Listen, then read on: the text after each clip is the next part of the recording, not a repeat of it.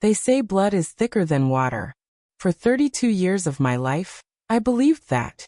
I believed that family was a safety net, a shield against the cruelties of the outside world. But on a scorching afternoon in the middle of July, standing on the wraparound porch of my late father's lake house, I learned that sometimes, the people who share your blood are the ones holding the sharpest knives behind their backs. My name is Sarah. I have always been a quiet person, someone who prefers peace over conflict. I never looked for trouble, and I never asked for much. All I ever wanted was a stable, loving environment for my 8-year-old daughter Lily. Lily is a sweet, gentle soul. She has her grandfather's bright blue eyes and his soft, patient smile. My father, Arthur, absolutely adored her. Before he passed away 6 months ago, Lily was his entire world. They would spend hours sitting at the edge of the wooden dock, dipping their feet into the cool, still water, fishing for hours without a single care in the world. When Dad left us, a massive void opened up in our lives. But we found comfort in the one place that felt like his living legacy, the lake house. It was a beautiful 2-story timber home nestled among the pines, overlooking a pristine, secluded lake. It wasn't just real estate, it was a sanctuary of memories. Every creak of the floorboards, every whisper of the wind through the screen doors, reminded us of his warmth. But where there is love, there is often greed hiding in the shadows. It started with a phone call from my mother, Eleanor. Now, to understand Eleanor, you have to understand a woman driven entirely by status, appearance, and control. When my father was alive, he kept her worst impulses in check. He was the grounding force. But the moment his heart stopped beating, Eleanor shifted. It was as if a mask had slipped. She didn't mourn the loss of her husband of 40 years. She immediately began calculating the net worth of his estate. Sarah, her voice crackled through the phone speaker, cold and sharp as an icicle. I am hosting a family gathering at the lake house this weekend. Your brother Julian and his wife are coming down from the city. I expect the place to be immaculate. Make sure you have the guest rooms prepared. I hesitated, holding the phone tightly against my ear. Mom, Julian hasn't spoken to me since the funeral. And Lily and I are finally finding some peace here. Are you sure this is a good idea? It is my house, Sarah, Eleanor snapped, her tone dripping with condescension. And I do not need your permission to invite my son to my property. Just ensure everything is ready. We will arrive on Friday afternoon. The line went dead. I looked over at Lily, who was sitting at the kitchen table, coloring a picture of a sailboat. She looked up at me, sensing the tension in my shoulders. Is Grandma coming? She asked softly. I forced a smile, walking over to smooth down her hair. Yes, sweetie. Grandma and Uncle Julian are coming for the weekend. It's going to be okay. But deep down, a pit of anxiety was forming in my stomach. I knew my mother, and I knew my brother. Julian was the golden child. He was a high-flying corporate consultant who viewed everyone else as stepping stones. He had married a woman named Vanessa, who shared his obsession with wealth and prestige. To them, Lily and I were just the quiet, left-behind relatives who lived a simple life. Friday arrived all too quickly. The heavy hum of a luxury SUV echoed down the gravel driveway, breaking the afternoon silence. I stood on the porch as Eleanor, Julian, and Vanessa stepped out of the vehicle. They didn't look like people coming to a peaceful lake house to relax. They looked like executives arriving to inspect a factory. Julian didn't even look at me. He walked straight to the trunk to grab their designer luggage, while Vanessa adjusted her expensive sunglasses, looking around the property with a critical eye. The landscaping is looking a bit ragged, Sarah, Eleanor said by way of greeting, bypassing me entirely to walk into the house. Arthur always kept the hedges trimmed perfectly. I suppose you've been slacking. Hello to you too, Mom, I muttered under my breath, closing the screen door behind them. Lily came running down the stairs, her face lit up with innocent excitement. Grandma, Uncle Julian, she cried, holding out the drawing she had spent the morning perfecting. It was a drawing of our family standing in front of the lake house, surrounded by bright yellow sunbeams. Eleanor stopped in her tracks. She looked down at Lily, then at the drawing, her expression hardening. She didn't reach out to hug her granddaughter. She didn't even smile. Lily, please don't run in the house. You'll scuff the floors, Eleanor said coldly. She glanced at the drawing with a look of mild disgust. And take that paper away. We don't clutter the refrigerator with scribbles. Lily's excitement vanished in an instant. Her arms dropped to her sides, the paper crumpling slightly in her small hands. She looked up at me, her lower lip trembling, her bright blue eyes suddenly welling with tears. Before I could say a word, Julian walked past, brushing roughly against Lily's shoulder without a single acknowledgement. Mom, where are we staying? Vanessa and I need the master suite upstairs. The one with the lake view. Of course, Julian, Eleanor said, her voice instantly softening into a warm, doting tone that she never used with me or Lily. I've already had Sarah prepare it for you. Go on up and make yourselves comfortable. I stood there, holding my daughter's hand, feeling a hot spark of anger ignite deep within my chest. I looked at my mother, who was already busy fluffing the decorative pillows on the sofa, treating us as if we were invisible. This was our home. This was the place where we had spent the last 6 months healing. And in less than 5 minutes, they had turned it into a hostile territory. I didn't know it yet, but this was only the beginning. The storm was rolling in, and the cracks in our family were about to widen into an unbridgeable chasm. The tension inside the lake house grew thicker with each passing hour. By Saturday afternoon, the atmosphere was suffocating. I had spent the entire morning cooking and cleaning, trying to keep the peace for Lily's sake. But no matter what I did, it was never enough. Vanessa complained that the coffee wasn't organic, Julian complained about the Wi-Fi speed, and Eleanor followed me around, pointing out imaginary dust on the furniture. But I could handle their criticism of me. I had spent a lifetime developing a thick skin against my mother's disapproval. What I could not handle, what no mother should ever handle, was the systematic cruelty directed at my child. It happened during lunch. We were sitting around the large oak dining table that my father had built with his own 2 hands. Lily was sitting next to me, quietly eating her sandwich. Julian and Vanessa were deep in conversation with Eleanor about a new luxury country club they were planning to join in the city. The initiation fee is quite steep, Vanessa said, sipping her iced tea. But the exclusivity is worth it. It's important to surround yourself with the right kind of people. People of pedigree. Eleanor nodded in high approval. Absolutely, Vanessa. Legacy and status are everything. That's why your father and I worked so hard. To ensure our family name carries weight. Lily, trying to join the conversation, looked up at Eleanor. Grandma, can I go to the country club with you sometime? I like swimming. The table went completely silent. Vanessa let out a soft, mocking chuckle, hiding her mouth behind her napkin. Julian didn't even look up from his phone.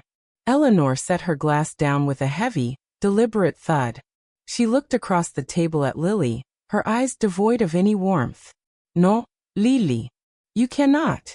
That club is for prominent members of society and their families. But I'm your family, Lily said softly, her innocent logic failing to comprehend the cold reality of the woman sitting across from her. Eleanor leaned forward, her expression shifting into something sharp and venomous. Lily, let's be entirely clear about something. You are Sarah's daughter. But when it comes to the true legacy of this family, the wealth, the property, the future, you simply do not fit the criteria. You are not part of the core family. You are not family in the ways that actually matter. The words hung in the air like poison. I felt the blood rush to my ears, a loud ringing sound drowning out the hum of the air conditioner. I looked at my mother, utterly paralyzed by the sheer malice of her statement. She had just told an 8-year-old child, her own granddaughter, that she was an outsider, an uninvited guest in her own lineage. Lily's face turned completely pale. She dropped her sandwich onto her plate. She didn't cry out. She didn't throw a tantrum. She just shrunk inward, looking smaller than she ever had before. Mom, I whispered, my voice shaking with a terrifying mixture of grief and rage. What did you just say to her? Eleanor didn't even flinch. She turned her cold gaze toward me. I am just teaching her reality, Sarah. You have sheltered her in this fantasy world. She needs to know her place. Julian is the heir to this family's legacy. His future children will carry the weight of our name. Lily. Well, Lily is just an afterthought. And frankly, I don't want her getting too attached to this lake house either. Once the legalities are settled, Julian and Vanessa will be taking over this property. We will be remodeling, and there won't be room for the two of you. Julian finally looked up, a smug, entitled smirk playing on his lips. Yes, Sarah. We're thinking of knocking down that old wooden dock Dad built. It's an eyesore. We're going to put in a modern jet ski launch. My hands were shaking so violently I had to grip the edge of the table. They were planning to erase my father. They were planning to throw us out onto the street. And they had just shattered my daughter's heart into a million pieces right in front of me. Get out, I said, my voice low but lethal. Eleanor blinked, as if she hadn't heard me correctly. Excuse me? I said, get out. I slammed my hands on the table, standing up so fast my chair screeched against the hardwood floor. All of you, pack your bags and get out of this house right now. Julian laughed out loud, leaning back in his chair. Are you losing your mind, Sarah? You can't kick us out. This is Mom's house. Dad died without a formal will on file with the family lawyer, which means everything reverts to Mom. You are living here on her charity, and clearly, your time is up. Eleanor stood up as well, drawing herself up to her full height. Her face contorted with aristocratic fury. How dare you speak to me that way in my own home? You have always been ungrateful, Sarah. Ever since you were a child. I have tolerated your failures, but I will not tolerate your disrespect. This house belongs to me. And effective immediately, I am giving you and your daughter exactly 48 hours to pack your things and vacate the premises. If you are not gone by Monday morning, I will have the local sheriff remove you for trespassing. I looked at my mother. I looked at the utter lack of empathy, the profound greed, and the chilling cruelty in their eyes. They thought they had won. They thought they held all the cards. Come on, Lily, I whispered, reaching down to grab my daughter's hand. She was trembling. I led her away from the table, away from the toxicity of the people who claimed to be our family. As we walked up the stairs, I could hear Vanessa's shrill laughter echoing from the dining room, followed by the sound of Julian pouring another glass of wine. They were celebrating our eviction. They thought they had successfully crushed us. But they had made one catastrophic mistake. They had underestimated a mother's resolve. And more importantly, they didn't know the secret my father had hidden in the darkness of the master study. I spent the next 3 hours in Lily's bedroom, holding her tight against my chest until her quiet sobbing finally stopped, and she drifted off into a restless sleep. I looked at her innocent face, stained with tears, and a profound transformation occurred inside me. The sadness, the anxiety, the fear, it all evaporated. In its place, a cold, unyielding iron resolve took root. My mother and brother had spent their entire lives pushing me around, treating me like a second-class citizen. I had always accepted it because I wanted to avoid conflict. But they had crossed a line that could never be uncrossed. They had attacked my child. They had tried to rob her of her grandfather's memory and her security. I stood up, walked out of the room, and quietly closed the door. It was nearly midnight. The house was dead silent. Downstairs the lights were off. Eleanor, Julian, and Vanessa were asleep in their comfortable beds, dreaming of the luxury renovations they were going to make to a property they hadn't earned. I walked down the hallway to my father's private study. It was a room my mother had rarely entered when he was alive. She despised the smell of his pipe tobacco and old books. Since his passing, I had kept the room exactly as he left it. Julian had mentioned that Dad died without a formal will on file with the family lawyer. That lawyer was a man named Richard Vance, a corporate attorney who had been a close friend of my mother's family for decades. Of course, Julian thought they were in the clear. They had checked with Vance, and Vance had told them there was no will registered in his office. But I knew my father better than anyone. Arthur was a brilliant man, a meticulous engineer who foresaw every potential problem. He knew exactly who Eleanor and Julian were. He knew their greed. He knew their selfishness. And he loved Lily with every fiber of his being. There was no way on earth he would have left our future up to chance. I turned on the small desk lamp, casting a warm, amber glow across the room. I began to search. I went through his filing cabinets, his desk drawers, his old notebooks. I found old tax returns, utility bills, and blueprints for the house. But there was nothing about an estate plan or a will. 2 hours passed. The digital clock on the desk read 2:15 a.m. I was exhausted, my eyes burning with fatigue. I sat back in his leather armchair, staring at the wall, feeling a wave of despair wash over me. Was Julian right? Had Dad truly left us defenseless? I looked down at the desk. My hand happened to rest on the bottom drawer, the deep one where he kept his heavy reference manuals. I noticed something strange. The drawer didn't slide out as far as the others. It stopped abruptly, about 3 inches short of the frame. I pulled the drawer completely out of the desk tracks and set it on the floor. I shone the flashlight from my phone into the empty cavity of the desk. There, attached to the back panel of the desk frame, was a hidden compartment. A false wall made of thin cedar wood. My heart began to race, a heavy thudding in my chest that echoed in the silence of the night. With trembling fingers, I reached into the cavity and pressed against the edges of the cedar panel. It clicked and popped loose. Behind it sat a thick, manila envelope, sealed with heavy red wax. Written across the front in my father's bold, unmistakable handwriting were 5 words. To Sarah. In case of emergency. My breath hitched. I broke the wax seal and pulled out the contents. Inside was a collection of official legal documents, stamped and notarized by a completely different law firm located 2 towns over. A firm my mother had never heard of.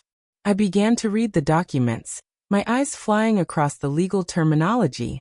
As I read, a cold smile slowly spread across my face. The sheer brilliance of what my father had done began to unfold. Dad hadn't just written a will. He had created an unassailable, legally ironclad asset protection trust 2 years before he died. And the terms of that trust were a masterpiece of absolute poetic justice. The document stated that upon his death, the lake house, the surrounding land, and the bulk of his remaining financial investments were not transferred to Eleanor. They were not transferred to Julian. The entire estate had been placed into the Lily Vance Protection Trust. Because Lily was a minor, the trust was managed by a designated trustee, me, Sarah. But the absolute owner of the property, the sole legal beneficiary of the lake house and everything connected to it, was my 8-year-old daughter, Lily. There was a specific clause added at the very bottom, written in bold text. It stated that Eleanor and Julian were granted temporary visitation rights only under the condition of express written permission from the trustee. If the trustee deemed their presence detrimental to the beneficiary, they could be legally evicted immediately, with 0 right to appeal. But that wasn't all. Attached to the legal documents was a handwritten letter from my father, addressed directly to me. My dearest Sarah, if you are reading this, it means Eleanor and Julian have done exactly what I feared they would do. They have let their greed overcome their humanity. They have tried to take what is not theirs and hurt the people I love most. I knew that if I left this will with Richard Vance, your mother would find a way to suppress it or fight it. So I went to an old friend outside their circle of influence. This house belongs to Lily, Sarah. It is her sanctuary, and yours. Use these documents when the time is right. Do not let them intimidate you. Stand strong. I am always with you. With all my love, Dad. A single tear slipped down my cheek, landing on the crisp parchment of the document. Dad hadn't abandoned us. He had built a fortress around us, waiting for the exact moment we needed it most. I looked out the window as the first pale light of dawn began to break over the still water of the lake. The 48-hour clock my mother had set was ticking, but the power dynamic had just shifted completely. They thought they were holding a winning hand, but they didn't realize I had just discovered the ace of spades. I quietly put the documents back into the envelope, tucked it safely under my arm, and walked out of the study. The game was about to change, and my family was completely unprepared for the reality that was about to hit them. The next morning, Sunday, the house felt like a waiting room for an execution. Eleanor, Julian, and Vanessa were acting as if they already owned the place. They spent the morning pacing around the property with a local interior designer they had hastily called out from the city. I watched from the kitchen window as Julian pointed toward the old wooden dock, gesturing wildly about how they were going to tear it down to build their modern pavilion. They didn't even acknowledge Lily and me when we walked through the living room. We were ghosts to them now, just temporary inconveniences waiting to be cleared away. But I wasn't panicked anymore. The fear that had paralyzed me the day before was entirely gone. Instead, I felt an incredibly calm, focused clarity. At 10 a.m., I made a phone call. I didn't call a local lawyer. I called the exact law firm listed on the notarized documents, Miller and Associates. My father's old friend, Thomas Miller, was still the senior partner there. When I explained who I was and what was happening at the lake house, his tone immediately turned sharp and professional. "Sarah, your father set this up precisely to avoid this kind of predatory behavior," Mr. Miller said over the phone. "The trust is fully active. It was registered with the county state office immediately following his passing. Your mother has absolutely zero legal claim to that property. None. They have threatened to call the sheriff to evict us tomorrow morning," I told him, keeping my voice steady. Mr. Miller let out a low, grim chuckle. "Oh, let them call the sheriff. In fact, Sarah, I am going to email you a certified digital copy of the deed registration and the trust mandate right now. Print them out. And if you'd like, I can have an official legal courier deliver a formal, physical cease and desist order to the property by this afternoon." "No," I said, a slow smile forming on my face. "Don't send a courier. I want to handle this myself. Send me the certified documents. You have the absolute legal authority to remove them from the property immediately, Sarah. You are the trustee. Your word is law on that estate." "Thank you, Mr. Miller. I intend to use that authority." After hanging up, I went to the small printer in the study and printed 3 copies of the certified trust documents and the updated property deed. The ink was fresh, the gold notary seals visible even on the plain paper. I folded them neatly and placed them in the pocket of my cardigan. I walked out to the backyard, where Lily was sitting on a bench near the garden, looking wistfully at the water. I sat down next to her and took her hands in mine. "Lily, do you remember how much Grandpa loved you?" I asked softly. She nodded, her eyes dimming slightly. "Yes. He told me this was our special place." "And it is," I said, squeezing her hands. "I promise you, sweetie, no one is taking this house away from us. Grandpa made sure of it. I want you to go upstairs to your room and play your favorite video game for a little while, okay? Mommy has to take care of some grown-up business." She looked at me, seeing the absolute certainty in my eyes, and for the first time in 2 days she smiled. "Okay, Mommy." As Lily ran upstairs, I turned around and saw Eleanor and Julian walking back toward the house from the lawn, still laughing and talking with the interior designer. Vanessa was holding a clipboard, checking off items on a list. "Oh, Sarah," Eleanor said as she approached the porch, her voice dripping with artificial pity. "I hope you're packing. The movers will be here at 9 a.m. sharp tomorrow to take whatever little furniture belongs to you. I'd hate for your things to get damaged when we start the demolition." Julian stepped up beside her, crossing his arms. "Yes, Sarah. Don't make this difficult. We've already signed the contract for the new jet ski launch. The contractors are coming on Wednesday. It's a done deal." I stood on the top step of the porch, looking down at them. I didn't yell. I didn't get emotional. I just looked at them with a sense of profound pity. "The demolition isn't going to happen, Julian," I said calmly. "And Mom, the only people who need to pack their bags are standing right in front of me." Eleanor scoffed, throwing her head back in disbelief. "Are you still delusional, girl? I told you this is my house. I am the widow of Arthur Vance, and under the law, his estate belongs to me.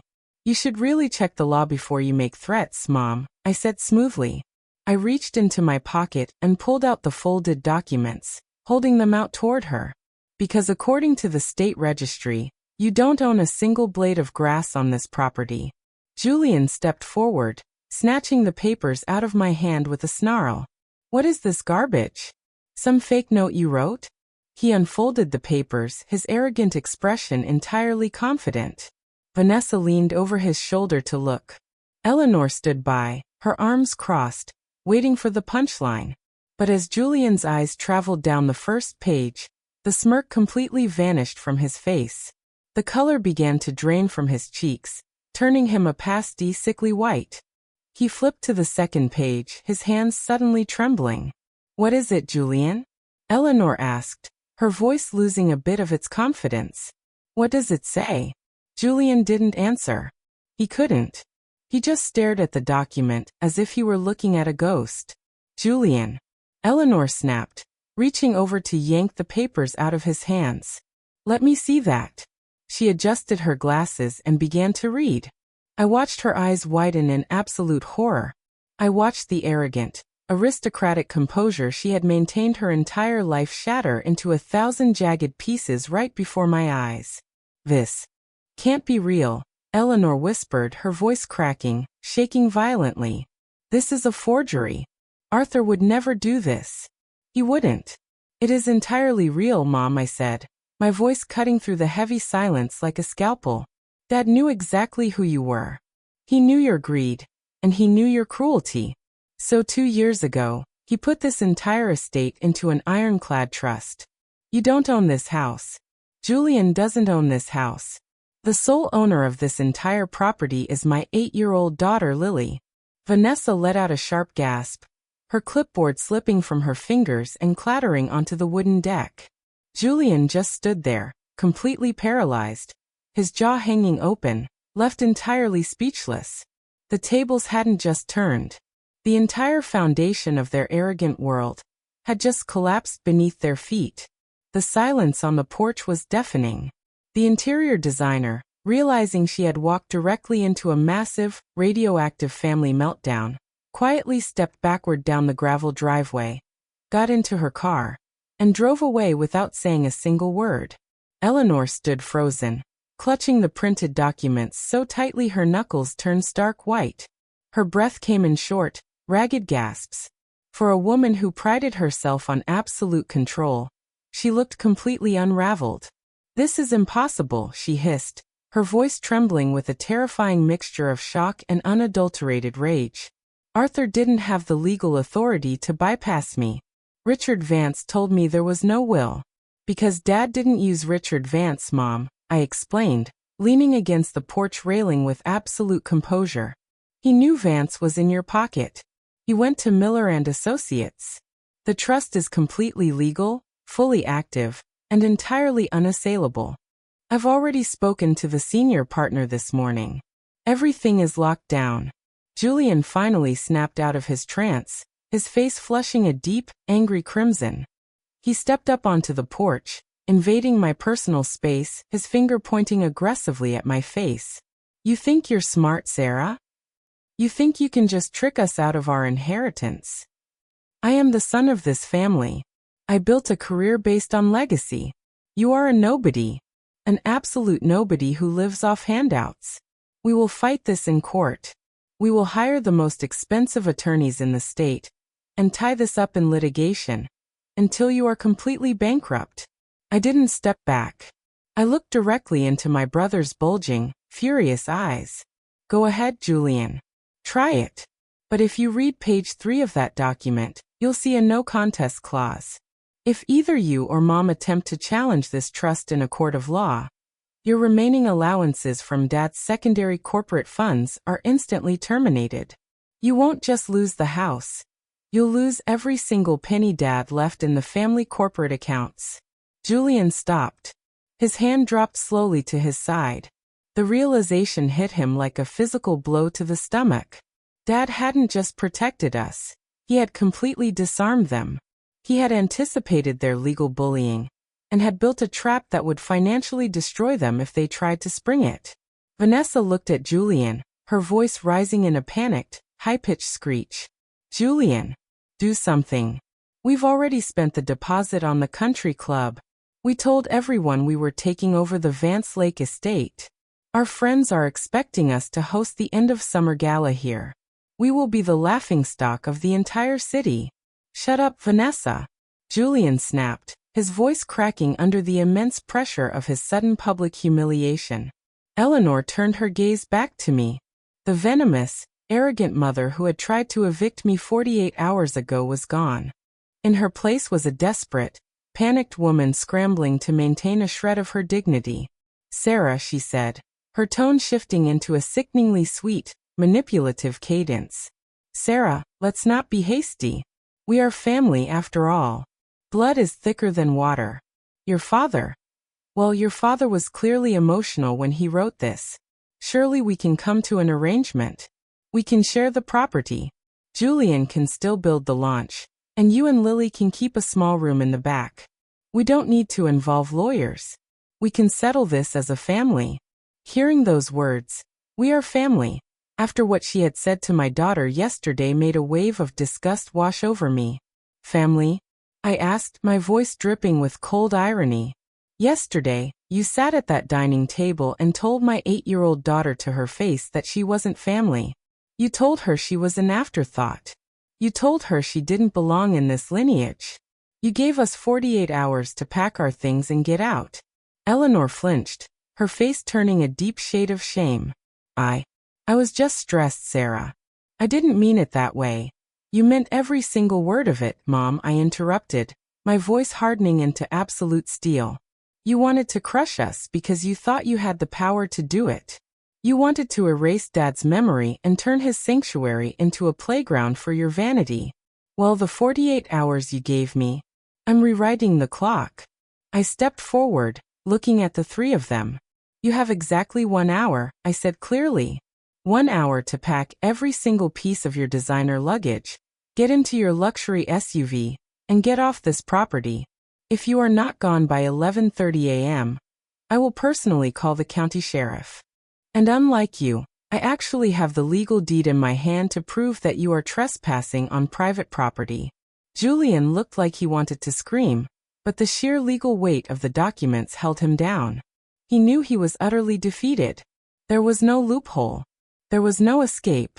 Julian, Vanessa whimpered, tugging at his arm. Let's just go. This is humiliating. Without a word, Julian turned on his heel and stormed into the house, slamming the screen door behind him. Vanessa followed closely, terrified of the sudden shift in power. Only Eleanor remained standing on the lawn. She looked at me, her eyes filled with a bitter, burning resentment. You will regret this, Sarah. You are destroying this family. No, Mom, I said softly, looking her right in the eye. You destroyed this family a long time ago. I am just finally protecting what's left of it. She turned around, her posture no longer rigid and proud, but slumped and defeated, and walked slowly into the house to pack her bags. The trap had sprung, and the justice was absolute. At precisely 11:15 a.m., the front door of the lake house flew open. Julian marched out, dragging 2 massive suitcases down the steps, his face dark with silent fury. He shoved them into the trunk of the SUV with an unnecessary amount of force. Vanessa followed behind him, clutching her oversized sunglasses, looking down at the gravel driveway as if she couldn't bear to look at the house again. Finally, Eleanor walked out. She walked slowly, carrying herself with a fragile attempt at her usual aristocratic pride, but it was clear the illusion had been completely shattered. She didn't look at me as she crossed the porch. She didn't say goodbye. I stood on the deck, my arms crossed, watching the three of them climb into the vehicle. The engine roared to life, a loud, aggressive sound that felt entirely out of place in the quiet serenity of the woods. Julian slammed the car into reverse, threw it into drive, and accelerated down the driveway, kicking up a massive cloud of dust and gravel in their wake. The sound of their vehicle faded into the distance until it was entirely gone, replaced once again by the gentle, soothing rustle of the wind through the pine trees and the soft lapping of the lake water against the shore. The silence that followed was the most beautiful thing I had ever heard. It felt as if a heavy toxic fog had suddenly been lifted from the valley, leaving the air crisp, clean, and pure. I stood there for a long moment, just breathing it in. The battle was over. The eviction they had planned for us had become their own permanent banishment. They would never return to this house. They would never threaten my daughter's peace again. I turned around and walked back into the house. I went up the stairs to Lily's room and opened the door. She was sitting on her bed, her tablet in her lap, but she wasn't playing her game. She was looking out the window, watching the dust settle on the driveway. She looked up at me, her big blue eyes searching my face for answers. "Are they gone, Mommy?" I walked over, sat on the edge of her bed, and pulled her into a warm, tight hug. "Yes, sweetie. They're gone. And they aren't coming back." "Did Grandma kick us out?" she asked softly, the residual fear from yesterday still lingering in her voice. I pulled back, framing her face with my hands, looking directly into her eyes so she could see the absolute truth in them. "No, Lily. No one is ever kicking us out. I want to tell you a secret. A secret about Grandpa." Her eyes widened slightly. "What secret?" "Grandpa loved you so much that before he went away, he made sure this house would always be yours. This whole place, the lake, the trees, the dock, it all belongs to you now. You are the owner of the house." Lily blinked, her mind trying to process the magnitude of what I was saying. "Mine?" "But Grandma said." "Grandma was wrong," I said firmly. "Grandpa built this place for people who love each other. He left it to you because you have the biggest heart in this family. This is your sanctuary, Lily. No one can ever take it away from you." A slow, radiant smile spread across her face, completely erasing the shadow of sadness that had hung over her for the past 2 days. She threw her arms around my neck, holding on to me tightly. "Thank you, Mommy," she whispered. "Don't thank me, sweetie," I murmured, looking over her shoulder at the framed photograph of my father that sat on her nightstand. "Thank Grandpa." Later that afternoon, the sun began to dip low on the horizon, casting a brilliant, golden glow across the surface of the water. The lake looked like a sheet of liquid gold, shimmering in the warm evening breeze. Lily and I walked down to the backyard. She was holding a brand new drawing she had made, another picture of the two of us, but this time, my father was in the drawing too, standing on the dock with his fishing rod, smiling down at us. We walked out onto the old wooden dock, the same dock Julian had threatened to tear down. The wood was warm beneath our bare feet, smooth and weathered by years of sun and water. We sat down at the edge, letting our feet dangle over the side, dipping our toes into the cool, refreshing lake. Lily leaned her head against my shoulder, and I rested my cheek against the top of her head. We sat there in perfect, uninterrupted peace, watching the sunset paint the sky in shades of pink, purple, and orange. The house behind us was quiet, safe, and filled with love. The legacy my father had left behind wasn't about money, status, or country clubs. It wasn't about dominance or pride. It was about this exact moment. It was about protecting the people who matter most. As the last rays of sunlight vanished behind the distant hills, leaving behind a canopy of bright, twinkling stars, I found myself reflecting on everything that had transpired over those chaotic 48 hours. It is easy to look at this story as a tale of simple revenge, a story about an arrogant family getting what they deserved. But as I sat on that dock, listening to the gentle nighttime sounds of the lake, I realized it was something much deeper than that. It was a lesson about the true nature of value and legacy. My mother, Eleanor, and my brother, Julian, spent their entire lives chasing a mirage. They believed that wealth, prestige, and the power to control others were the things that defined a person's worth. They viewed relationships as transactions and family members as chess pieces to be manipulated for their own advancement. To them, the lake house was just a trophy, a symbol of status to show off to their elite friends. But my father, Arthur, understood a truth that they were entirely blind to. He understood that a home is not defined by its architectural design or its market value. A home is defined by the love, the peace, and the memories created within its walls. He knew that the true legacy of a family is not carried in a prominent name or a country club membership. It is carried in the kindness, the integrity, and the emotional safety we provide for the next generation. When Eleanor and Julian allowed their greed to consume them, when they chose to attack an innocent child to satisfy their own vanity, they didn't just lose a piece of real estate. They lost their humanity. They chose a path of isolation, driven by an insatiable hunger for things that can never truly satisfy the soul. Their arrogance became their own undoing. They walked into this house believing they were the kings and queens of the world, entirely unaware that the trap had already been set by the very man they sought to erase. It was a profound act of poetic justice.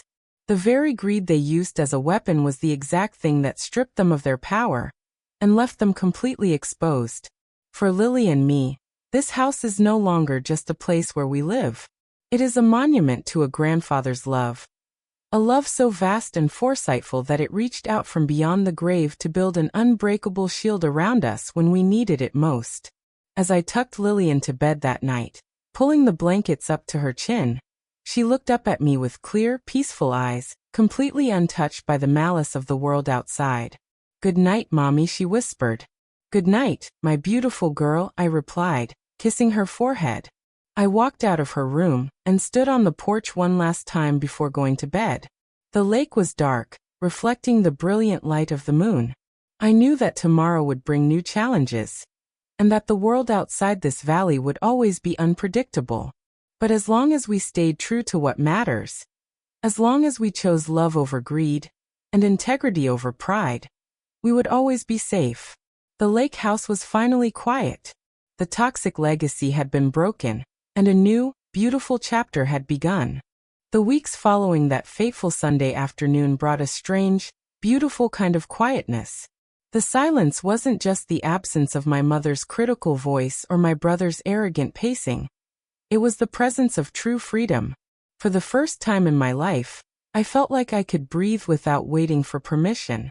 But as any good strategist knows, when you cut off toxic people, they rarely vanish without a fight.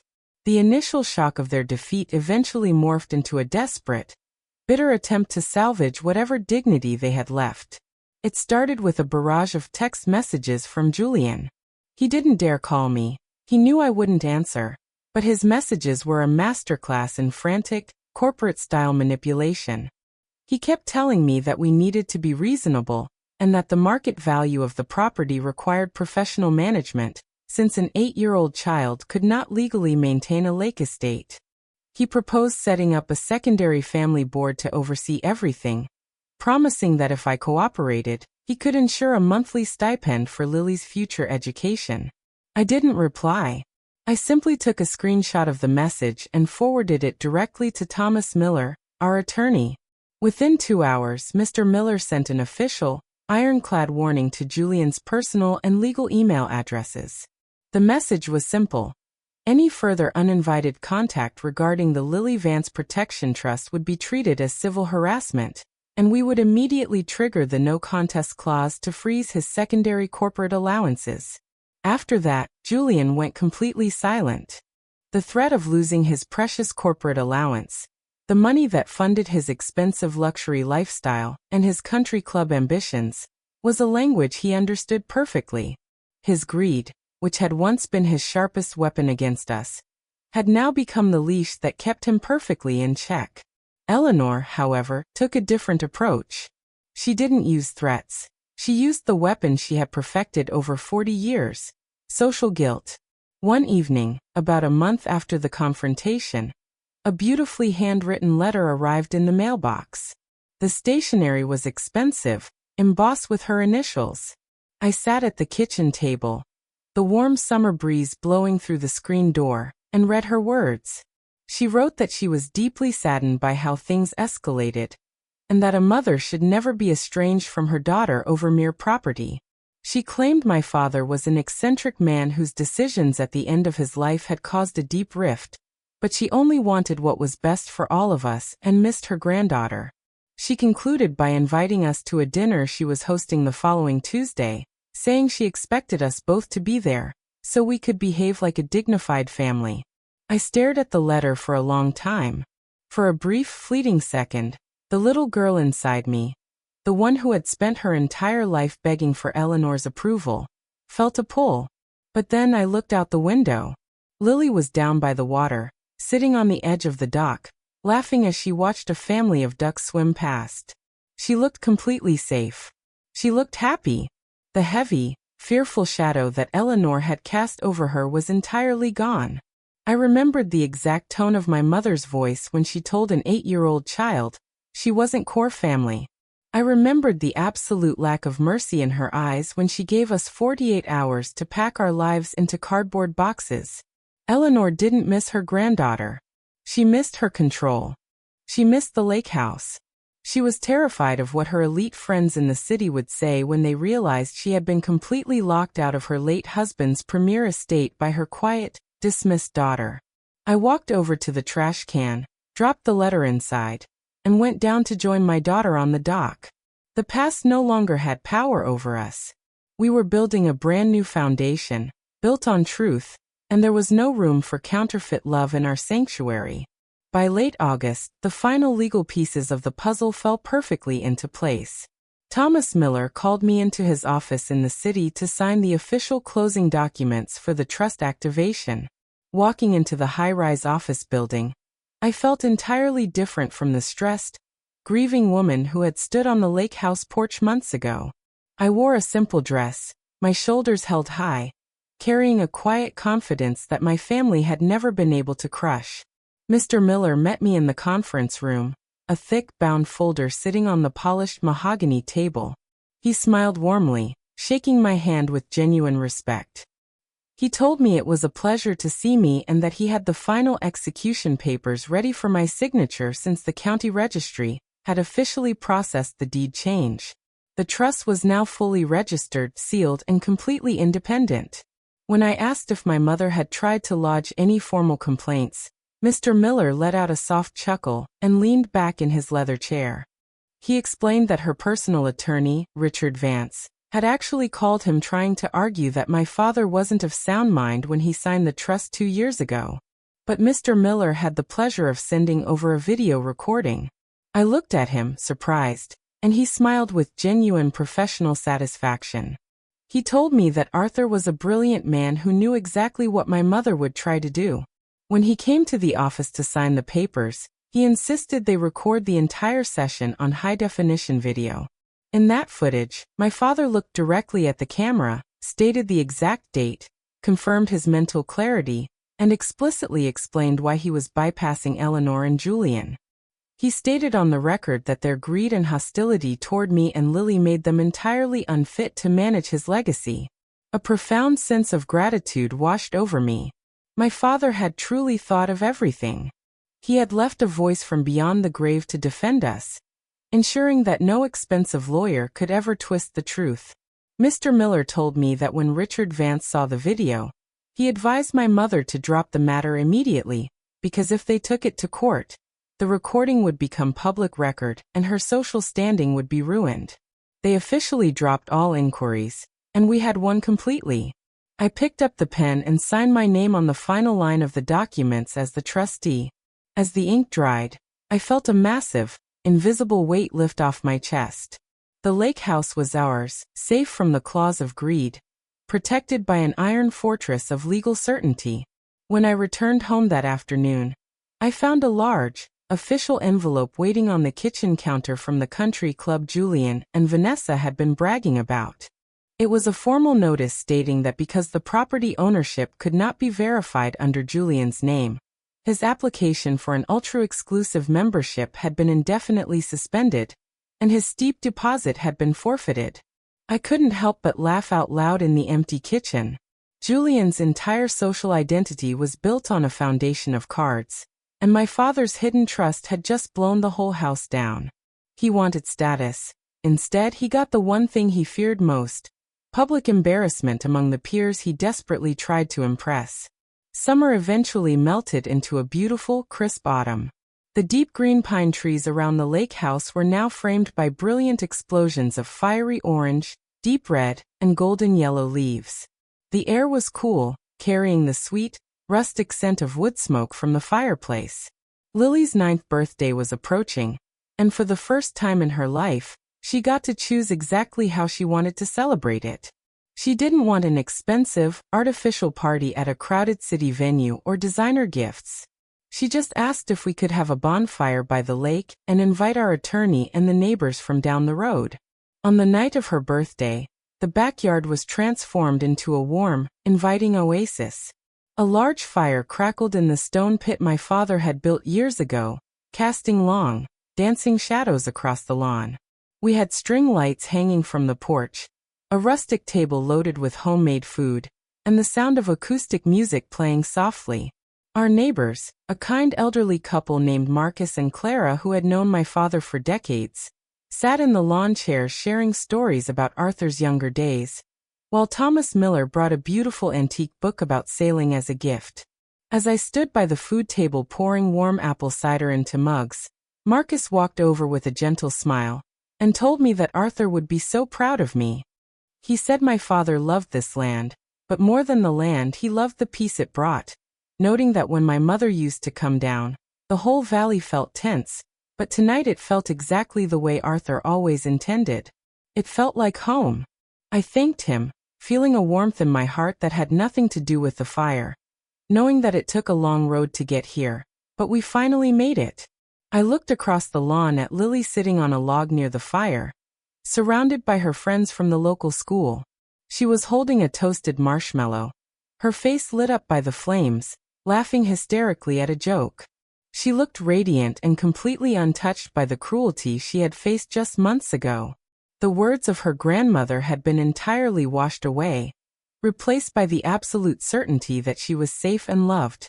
When the guests finally left and the fire had died down to glowing embers, Lily and I walked up the porch steps together, stopping to look out at the lake reflecting the endless canopy of stars above. Lily squeezed my hand tightly and whispered that she thought Grandpa was watching us tonight, and was happy we kept the dock. I squeezed her hand back, tears of absolute fulfillment pricking the corners of my eyes, and told her that I knew he was happy. We walked inside, locking the door behind us into a home that was warm, secure, and entirely ours. The story of the lake house wasn't a story about winning a fortune or defeating an enemy. It was a story about the quiet, unyielding power of love over greed. My mother and brother had arrived with all the arrogance and wealth in the world, but they were defeated by a piece of paper written by a man who simply loved his family enough to look ahead. True legacy cannot be bought or stolen, and it certainly cannot be demanded through cruelty. It is a quiet contract written in the hearts of those we leave behind, and in the end, justice didn't just save our home, it gave us our lives back.